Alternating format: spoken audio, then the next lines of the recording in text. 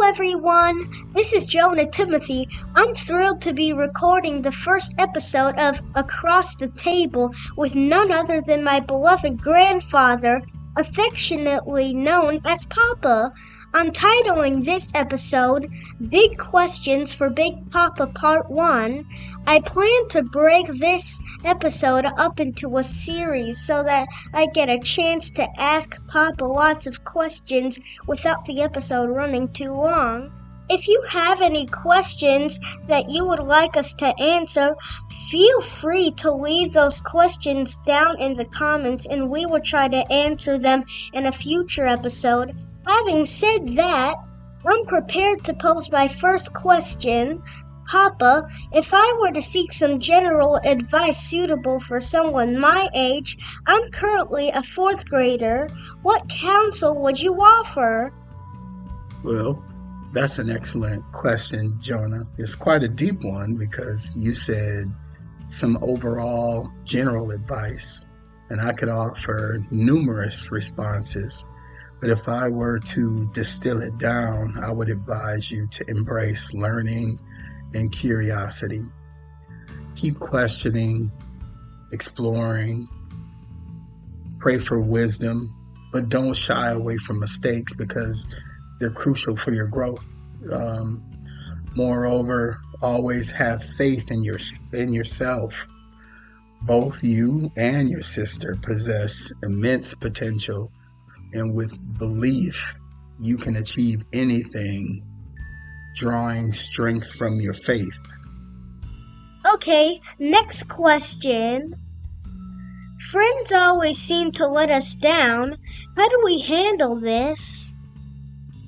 Well, friends, family, people will certainly leave you feeling let down at times. It's understandable to feel disappointed when friends let you down. I myself have experienced, real hurt when feeling let down by the very friends I honestly thought I could count on. But the good news is there are ways to maintain your spirits. First you have to remember that while friends may falter, God's love and support are constant.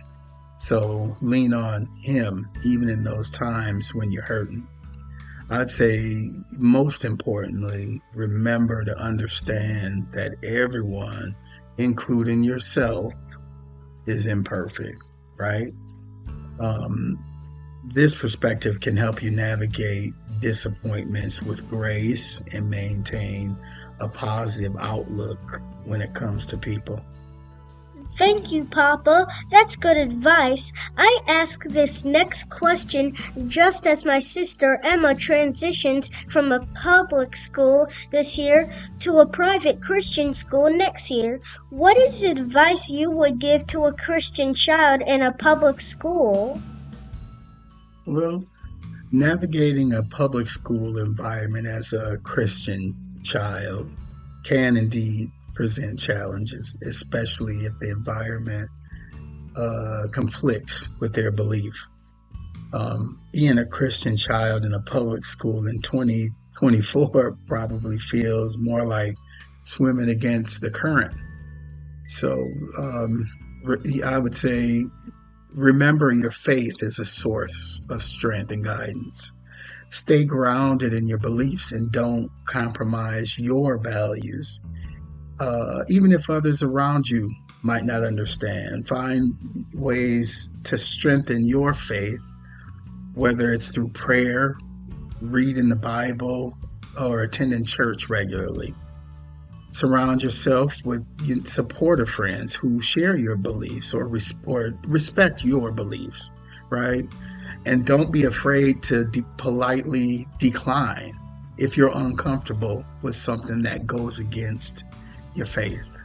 But also remember to show love and kindness to everyone, even those who may not share your belief. You never know the positive impact you can have on others through your actions and your example. But if you ever feel overwhelmed or unsure, talk to somebody that you trust for guidance and support. There's a couple verses that come to mind. I'm pretty sure you know them, Jonah. Romans 12:2. Do not conform to the patterns of this world, but be transformed by the renewing of your mind. Then you will be able to test and approve what God's will is, his good, pleasing, and perfect will. My hope as your grandfather is that you and your sister will always focus on what you know, even when it's different from the environment that you're in. Another verse that comes to mind, if I circle back in my thoughts to what I just said about not knowing the positive impact you can have, is Matthew 5:16. It says, in the same way, let your light shine before others, that they may see God, or so that they may see your good deeds and glorify your Father in heaven. So be a positive influence in the world by living out what you believe in. So that's, just again saying, you have to stand firm in whose you are, and be a light, regardless of your surroundings. Thank you for that, Papa. Next question. Fast forward to 10 years from now, and my sister and I are moving away to college and starting an independent life. What advice would you give to us?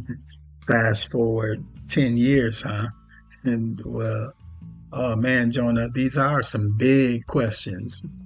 Well, first and foremost, always remember the love that God has for you. His love is unfailing and eternal, and no matter what life throws your way, he will always be there for you.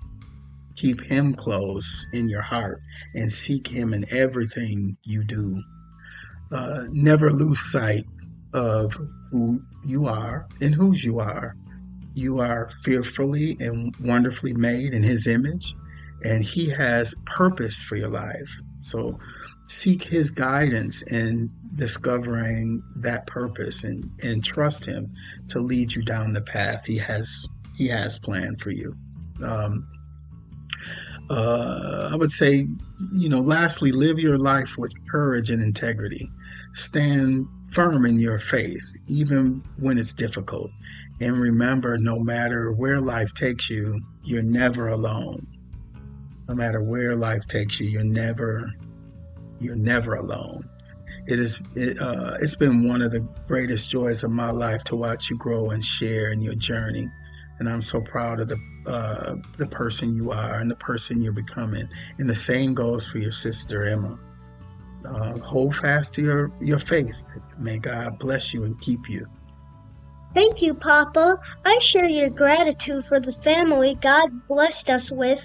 As we conclude our questions for today, I'd like to say to our listeners, stay tuned for part 2, where we'll uncover more of my grandfather's wisdom. Again, if you have questions you would like for me or my grandfather to answer, place them in the comments section.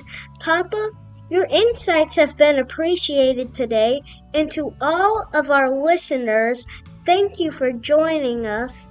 I eagerly look forward to our next conversation across the table. This is Jonah Timothy.